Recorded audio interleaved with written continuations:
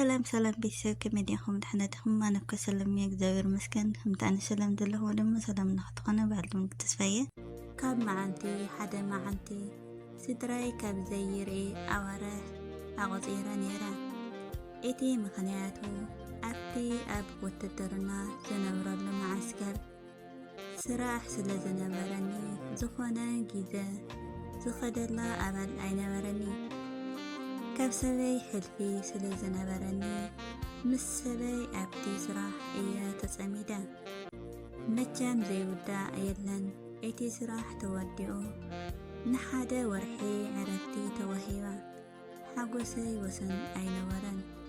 ከምቲ ድምፃዊ ኣብራሂም ኣፈወርቂ ዝበሎ ብዙሕ ዝናፍቐኩም ወለደይ ፍቕሪ እኳ ክውሕደኩም ይትረፍ ተፈሊኻ ምሳይ ከለኹም እንድየ ዝናፍቐኩም። ማንም ፍጡር ኣብ ስድርኡ ተቐዲሑ ዘይውዳእ ፍቕሪ ኣለዎ። ስድራይ ክርኢ ህርፋን ነይሩኒ። ደቂ ሓይለይ ዝበዝሑ ደቂ ጋሻ ባርካ ስለ ዝነበሩ ጽባሕ ብንግኡ ምብጋስ ይሕሸካ ናትካ ግና ቀረባ እዩ ሕጂ ምብጋስ ይሕሸካ ብምባል ኣባይ ዘለዎም ክብሪ ይኹን ፍቕሪ እናገለጹ ናፍታ ባኒ ክዕድገላ ካብዚ ዓዲ ቀይሕ ንሰንዓፈ ትመጽእ መኪና ናይ ባኒ ኣስቀለት። ኣጻብዕተይ ኣውፅየን ክሳብ ንራኸብ እቻብ በልክዎም ዓዲ ቀይሕ ኣምራሕኩም ኣዝዩ ጥዕሙን እናስተማቐርኩ ከይተረድአኒ ዓዲ ቀይሕ ኣቶ እቲ ዓዲ ቀይሕ የማንን ጸጋምን ክብል ክርኢ ከለኹ ሰብ ደስ ዝብለካ ልዕሊ መጠን እውን ባህታ ይፈጥረልካ።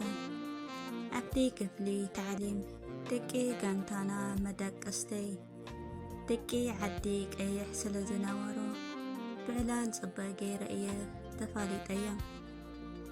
ነቶም ምሳይ ዝነበሩ እናዘከርኩ ከተማ ዓዲ ቀይሕ እናረኹ ንዓዲ ቀይሕ ተፋልየ። ጉዕዘይ ናፍታ ኣዝየ ዝናፍቓ ዝተፈላለየት ዓይነት ሰባት ትውንን ደቂ መሃሪ ኣምራሕኹ ኣዝየ ቁልዕነተይ ህዝበይ ዝውንን ብሕርሻ ይኹን ዝተፈላለየ ናብርኡ ዝመርሕ ንእሽቶን ዓድታት ከም በዓል ዓዲ ሓዱድ ደጉሽ ዓዲ ኣንጉፍ ቀጺለ እታ በለስ ኣዝያ ፍልጥቲ ዝኾነት ምችውቲ ከተማ ሰገን ኣቲና የዕረፍና። ኣብ ዕረፍቲ ምቁር ጣዕሚ ዘለዎ በለስን ንፋስን ኣስተማቒረ ጉዕዘይ ቀጽልኩ። እታ ሓምለዋይ መሬት ትውንን ማዕረባ ሓሊፋ መሓሪ ገጸይ ተቐልቀልኩ። ዝዓበኹላ ቦታ ዘይናፍቆ ሰብ የለን። መሓሪ ናፊቐየ ስለ ዝነበርኩ እታ እንኳዕ ንከተማ ደቂ መሓሪ ብድሕና መጻኹም ትብል ታቤላ ምስ ረኣኹ ክሳዳ 5 ሄዋን ባህታ ተሰማኒ። ገዛውትና ጫፍ ጽርግያ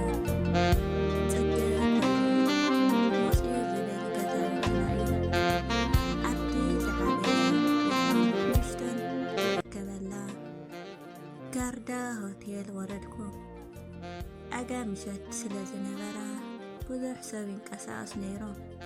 ቦርሳይ ሒዘ ክስጉም ክብል ሓደ መታዓቢተይ ኣብ ጋርዳ ጸኒሑ ይጸዋዕኒ እሞ ኣታ ሰላም ድሕሪ ምባል ግድን ኢለ ኮፍ ኣቢለ ግዜ ከራማት ስለ ዝነበረ ውዒቲ ሻሂ ኣዘዝኩ። እታ ንሱ እማ ነዚ በራ ተታሒዝዎ እዩ።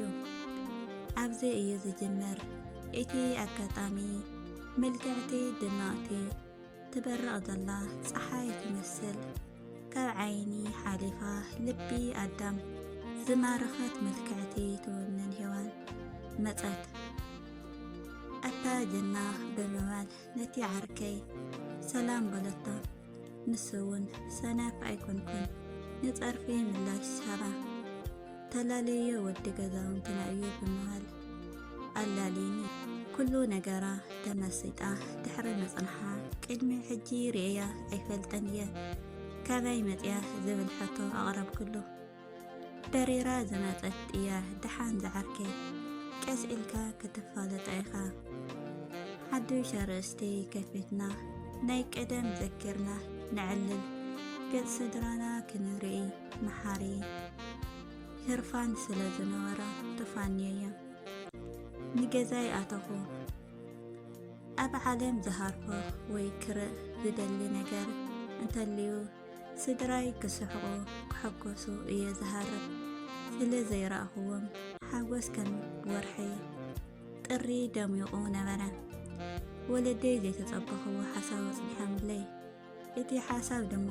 ኣብ ደገ ዝቕመጥ ሓወበይ ንሱዳን ክወፅኦ ምባል ክወስደኒ ዝብል ሓሳብ ተላዒሉ ፍቓድ ስድራይ ክምልእ ድሕር ይብል ስለ ዝነበርኩ ነታ መልክዕቲ ሳራ ደጊም ከይረኣኽዋ ንስደት ውዕዞ ጀመርኩ ሱዳን ኣትየ ድሕሪ ሱዳን ምእታወይ መንገድ ኣይከኣለን ሓንቲበት በዚ ዘጋጠመኒ ኩነታት ሕንፍሽፍሽ ናይታ ዓዲ ሱዳን ተፋንየያ ከም ብሓዱሽ እግረይ ናብ ኢትዮጵያ ኣምራሕኩ ብዙሕ ገልታዕታ ሓሊፉ ኩሉ ምስ ሓለፍኩ ከዕልሎ ይኸውን መቐረት ዘለዋ ኮይኑ እዩ ዝስምዓካ ግዳስ ናብዛ ዛንታ ክምለስ ዘይሓልፍ የለን ሓሊፉ ናፍታ ብዙሕ ህዝቢ ኢትዮጵያ ዝረከበላ ከተማ ኣዲስ ኣበባ ብሰላም ኣትየ ሓቂ ግዳስ ከምዚ ይመስለኒ ኣይነበረን ልዕሊ መጣን ብዙሕ ስፍሓት ዘለዋ ከተማ እያ ድኻን ሃፍታምን ኩሉ ዓይነት ባህርያት ናይ ወዲ ሰብ ትርእየላ ከተማ እያ ግራማት ኣዝዩ ብዙሕ ማይን ዝሃርም ከምቲ ዝድለ ደገ ክትወፅእ ኣይትኽእልን እታ ዝተቐበለትኒ ቤተሰበይ ብዙሕ ምውፃእ ትፈቲ ኣይነበረትን ገዛ ሰልችውኒ ስለ ዝነበረ ክዘናጋዕ ኣብቲ ከባቢ ቀጻሊ ክሕልፎ ትግርኛ ናብ ዝሰማዕኩላ ዝነበርኩ ባርከድኩ ሕጂ ዶ ክሓስበሉ ካብዛ ሰበይቲ ነዊሕ ስለ ዝነበረኒ ብውሕድ በራ እየ ክሰክር ቀሪበ ሃንዲበት ባንከር ጓል ሰንከልከል እናበለት ናፍቲ ባር ኣተወት ኣብ ፀገነ ኢደይ ኣጻብዕተይ ሽጋራ ጨበጠት ኣብ ኣፋ እውን ገበረቶ ትኪ እናውፅአት ወንበር ስሒዋ ኮፍ በለት መጀመርታ ብዙሕ ኣያቕለብኩላን የዕንተይ ተኸይለ ምስ ጠመትኹዋ እቲ ኣብ ደቀ መሓሪ ዝፈልጣ ሳራ የዕንተኣ ልብዓት ክቋፀራ እናተፈለጠኒ ተስየ ናብኣ ኸድኩ ድምፂ ናይዚ ሙዚቃ ልዕሊ መጣን በርታዕ ስለ ዝነበረ ፀዊዐ ክትሰምዐኒ ዘይሕሰብ እዩ ቁሩብ ሰላምታ ኢደይ ሰደድኩላ ቁሩብ መስተ ነይርዋ ኪድ እስኪ ወዲ ሰላም ንባለይ ንዓይ ኣብ ሸኦል ምእታው እዩ ምስ በለትኒ ጥልመት ከም ዘጋጠማ ኣይሓሰብክዎን ኩርሲ ስሒበ ኮፍ ኢለ ኣበይ ከም ንፋለጥ ምስ ነገርክዋ የቕሬታ ኢላ ቁሩብ ክንዕልል ጀመርና እቲ ጽቡቕ ምስላ ተዳውዩ ነዊሕ ፀጉራ ቆሪፃቶ ገፃ መደብ ዓሲልዎ ምስ ውሽጠይ እንታይ ኮን ኮይና ትኸውን ኢላ ክሓስብ ድሕሪ ምፅንሐ ዘይሓታ ብምባል ሳራ ገለ ፀገም ዘጋጠመኪ ትመስሊ ምስ በልክዋ ርእሳ ነቕነቐትለይ ሕተይ መሊሳትለይ ነዚ ኢላ ድሕሪ ምፅንሐይ ዝንሕዛ ንባዓተይ ነገር ተሎ ንባዓት ጓል መርኣይ እዩ ኣጀኺ እባ ህይወት ከምኡ እንድያ ሶፍቲ ኣውፅአ ሃብክዋ ሳራ ንባዓታ እናደረዘት ግን ምክሓወይ ጓል ምዃነይ ድዩ እዚ ኩሉ ፀገም ይቕፅል